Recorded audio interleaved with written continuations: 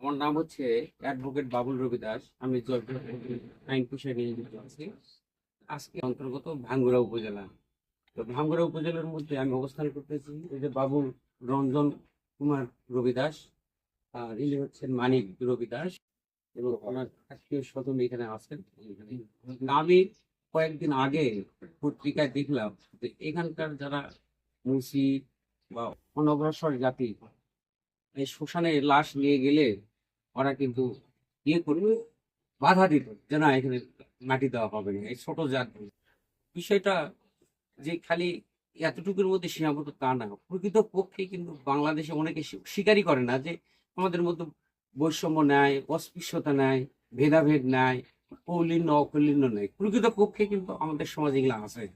আমরা মনে করি যে এইগুলো যদি আমরা উচ্ছেদ করতে না পারি, তাহলে আগামী আমাদের যারা প্রজন্ম, আমাদের মধ্যে থেকে উকিল ম্যাজিস্ট্রেট জজ যারা হচ্ছে, এরা কিন্তু অনেক সময় পদোন্নতি পায় না এই একটা কারণে। কি কারণে? যারা ছোট জাত। তো এইগুলোকে প্রতিহত করতে হবে। এই কারণে আমরা একটা বর্ণ বৈষম্য বিরোধী বিলোপ আইন একটা তৈরি করতে চাচ্ছি। গত আওয়ামী লীগ সরকারের আমলে এই বিলটা উত্থাপন করা হয়েছিল সংসদে, কিন্তু কিছু জটিলতার কারণে ওরা পরবর্তীতে ওই আইনটা পাশ না করে ওই অবস্থা রেখে তারা চলে গেছে। তো আমরা মনে করি এই আইনটা দ্রুত পাশ করা দরকার।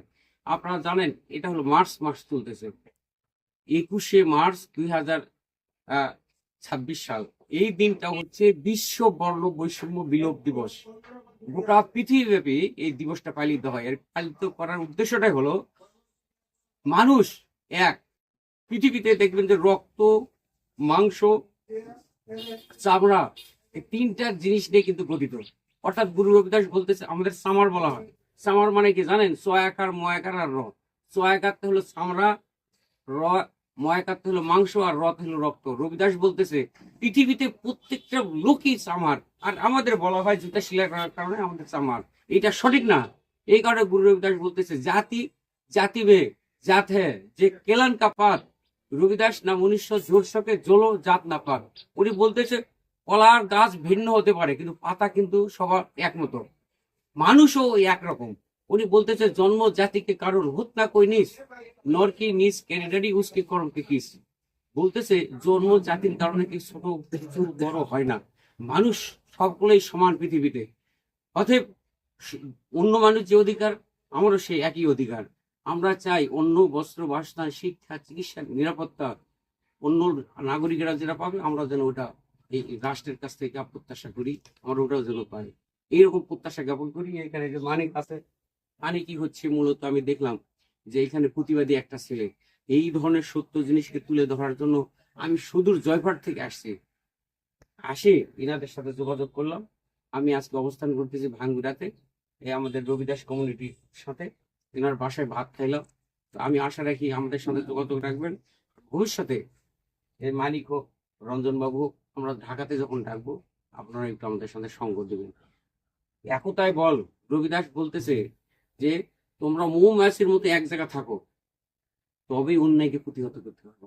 আমরা আগামীতে আমাদের ছেলে মেয়ে কে আমরা জজ বানাবো, ম্যাজিস্ট্রেট বানাবো, উকিল বানাবো, ব্যারিস্টার বানাবো।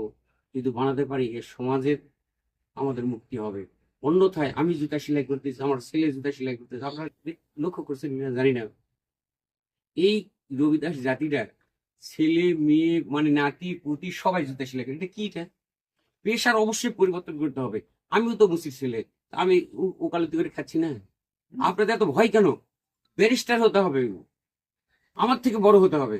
তবে এই রবিদাসের কথা অনুযায়ী ওই রবিদাস বলতে যে সত্য বিদ্যাকে পরে সদা প্রাপ্ত করো জ্ঞান, বিনে বিদ্যা নাহি নরকি আন্দোলন।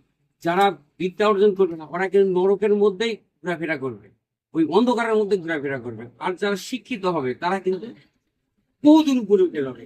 আমরা মনে করি আমাদের আগামীতে লেখাপড়া শিখুক। যদি কোনো আপদ বিপদ ঘটে আমাদের সাথে যোগাযোগ করবেন, অবশ্যই আমরা আপনাদের পাশে থাকবো এই প্রত্যাশা জ্ঞাপন করি। এবং আমরা এখন শ্মশানে যাব, শ্মশানের দু একটা ছবি টবি নিয়ে আমি হয়তো রওনা দিব। সকলকে নমস্কার।